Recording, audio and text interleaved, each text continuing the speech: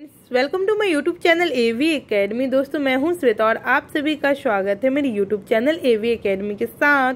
दोस्तों आज का क्लास हमारा हिस्ट्री का होगा और हिस्ट्री के अंतर्गत आज हम लोग एनसीईआरटी से रिलेटेड क्लासेस को करेंगे, जिसमें आज हम लोग पढ़ेंगे भारतीय राष्ट्रीय कांग्रेस के बारे में। यह क्लास आपके एग्जामिनेशंस के पॉइंट ऑफ व्यू से बहुत ज़्यादा इम्पॉर्टेंट है, तो क्लास को अंत तक देखने की कोशिश कीजिएगा, बीच में स्किप करने की कोशिश मत कीजिएगा, क्योंकि यह क्लासेस बहुत ज़्यादा इम्पॉर्टेंट होने वाली है आपकी एग्जामिनेशंस को लेकर के।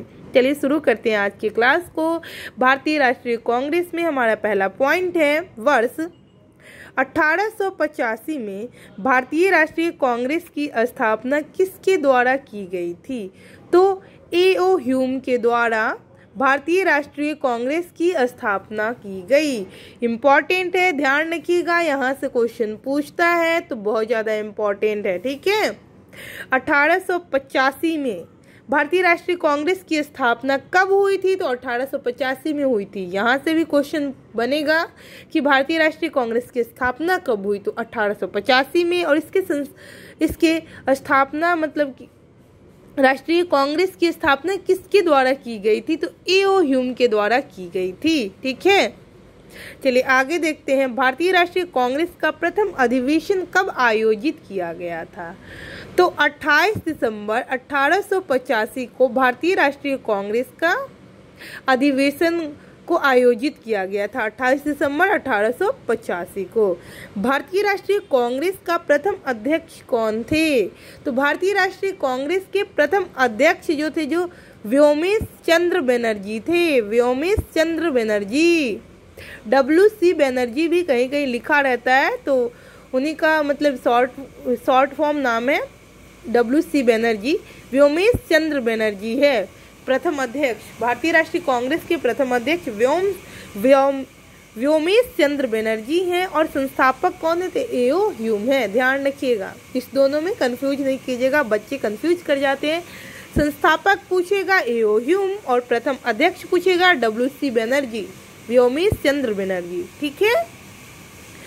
भारतीय राष्ट्रीय कांग्रेस का प्रथम अधिवेशन पुणे में आयोजित किया जाना था, लेकिन उस समय पुणे में बीमारी प्लेग फैल जाने के कारण प्रथम अधिवेशन मुंबई में आयोजित किया गया था, ठीक है। आगे देखते हैं, भारतीय राष्ट्रीय कांग्रेस के दूसरे अधिवेशन की अध्यक्षता किसने की? तो दादा भाई नौरोजी ने भारतीय राष्ट्रीय कांग्रेस के दूसरे अधिवेशन की अध्यक्षता की थी। दूसरे अधिवेशन की अध्यक्षता दादा भाई नौरोजी ने की थी। स्वराज को राष्ट्रीय मांग के रूप में सर्वप्रथम किसने रखा था? तो दादा भाई नौरोजी ने स्वराज को राष्ट्रीय मांग के रूप में रखा था। दादा भाई नौरोजी, दादा भाई नौरोजी। अगला देखते हैं, भारतीय राष्ट्रीय कांग्रेस की स्थापना के समय भारत का वायसराय कौन था? लॉर्ड डफरिन भारत का वायसराय था। भारतीय राष्ट्रीय कांग्रेस की स्थापना के समय भारत का वायसराय लॉर्ड डफरिन था। कांग्रेस को सूक्ष्मदर्शी अल्पसंख्यक जनता का प्रतिनिधि बनाते हुए उसका मजाक किसने उड़ाया था? तो लॉर्ड डफरिन ने। क्या कह रहा है कि कांग्रेस को सूक्ष्मदर्शी अल्पसंख्यक जनता का प्रतिनिधि बनाते हुए उसका मजाक जो उड़ाए थे वह था लॉर्ड डफरिन, ठीक है। आगे देखते हैं हम लोग, प्रारंभ में भारतीय राष्ट्रीय कांग्रेस का नाम भारतीय राष्ट्रीय संघ रखा गया था। बाद में दादा भाई नौरोजी के सुझाव पर इसका नाम परिवर्तित कर भारतीय राष्ट्रीय कांग्रेस कर दिया गया। तो प्रारंभ में भारतीय राष्ट्रीय कांग्रेस का नाम भारतीय राष्ट्रीय संघ रखा गया था और बाद में दादा भाई नौरोजी के सुझाव पर इसका नाम परिवर्तित करके भारतीय राष्ट्रीय कांग्रेस कर दिया गया, ठीक है। भारतीय राष्ट्रीय कांग्रेस पर प्रार्थना, याचना तथा विरोध की राजनीति करने का आरोप किसने लगाया था? बाल गंगाधर तिलक ने। लाल बाल पाल त्रिगुट का कौन सा नेता भारतीय राष्ट्रीय कांग्रेस का अध्यक्ष बना?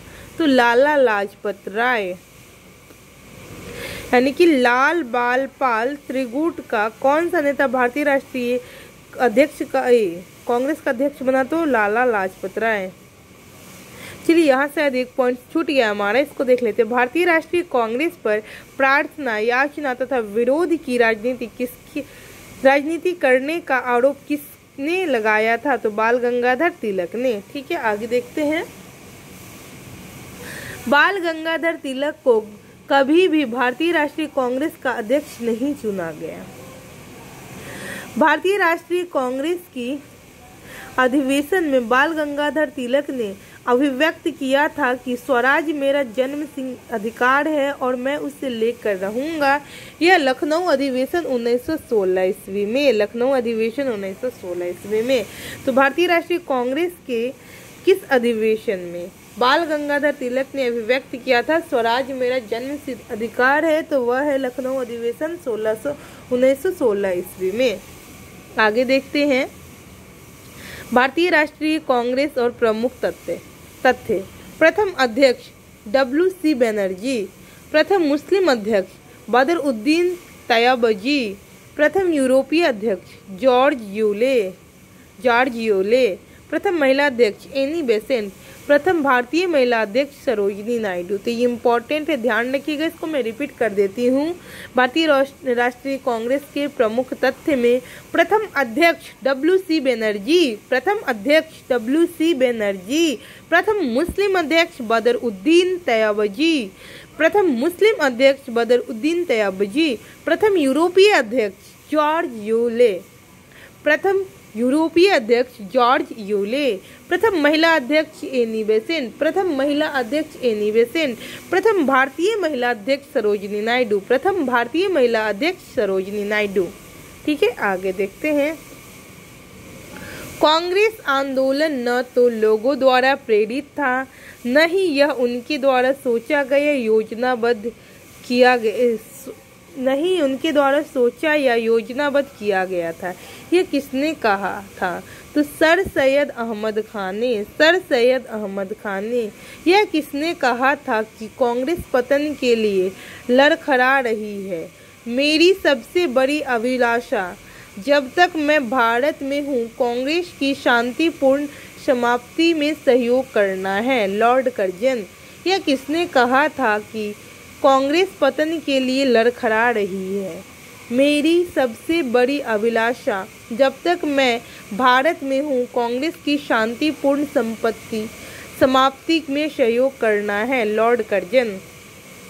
सुरेंद्रनाथ बनर्जी भारतीय राष्ट्रीय कांग्रेस की स्थापना अधिवेशन में उपस्थित नहीं थे। सुरेंद्रनाथ बनर्जी जो भारतीय राष्ट्रीय कांग्रेस की स्थापना अधिवेशन में उपस्थित नहीं थे। भारतीय राष्ट्रीय कांग्रेस के वर्ष 1924 के अधिवेशन में महात्मा गांधी द्वारा मात्र एक बार अध्यक्षता की गई। यह अधिवेशन कहाँ हुआ था? तो बेलगांव कर्नाटक में। वर्ष 1938 के भारतीय राष्ट्रीय कांग्रेस के हरिपुरा अधिवेशन की अध्यक्षता की थी सुभाष चंद्र बोस ने। ठीक है। वर्ष 1939 के भारतीय राष्ट्रीय कांग्रेस के अधिवेशन के द्वारा सुभाष चंद्र बोस द्वारा अध्यक्ष पद से इस्तीफा के बाद किसे अध्यक्ष चुना गया? तो डॉक्टर राजेंद्र प्रसाद को अध्यक्ष चुना गया था। कांग्रेस की स्थापना के संदर्भ में सेफ्टी वॉल्व का सिद्धांत किसके द्वारा दिया गया था? लाला लाजपत राय के द्वारा सेफ्टी वॉल्व का सिद्धांत दिया गया था। महात्मा गांधी ने सुझाव दिया था कि स्वतंत्रता के पश्चात भारतीय राष्ट्रीय कांग्रेस को समाप्त कर दिया जाएगा। ठीक है, आगे देखते हैं।